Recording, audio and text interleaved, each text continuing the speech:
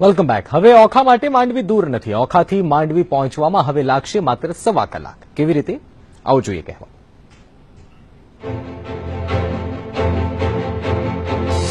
માંડવી અબ દૂર નહીં. હવે માંડવીથી ઓખા ફક્ત 1.25 કલાક દૂર. કરાશે કચ્છ સાગર સેતુની શરૂઆત.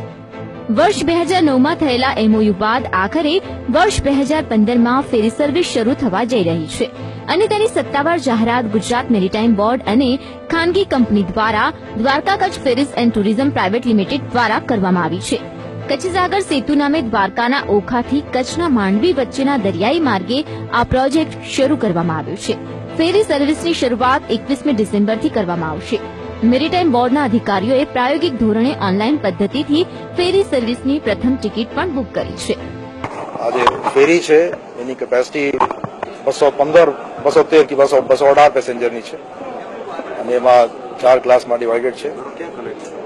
એમાં સૌથી જે સારી વાત છે કે એમાં જે વેસલની પસંદગી કરી છે એ લોકો એના માટે ડ્રાફ્ટ બહુ ઓછો જોઈએ. લગભગ 1.5 મીટર 1 મીટર 45 સેન્ટીમીટરના ડ્રાફ્ટમાં પણ એ ફેરી ચાલી શકે છે.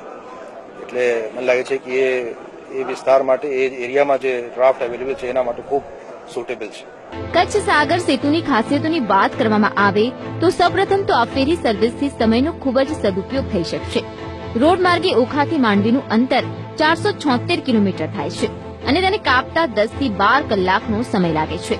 પરંતુ ફેરી સર્વિસથી ઓખાથી માંડવીનું અંતર ફક્ત 43 કિલોમીટર એટલે કે 24 નોટિકલ માઇલ્સ થઈ જશે અને તેને કાપતા ફક્ત 1.25 કલાક જ લાગશે. આ ફેરી સર્વિસ માટે સિંગાપોરથી ખાસ અદ્યતન બોટ મંગાવાઈ છે.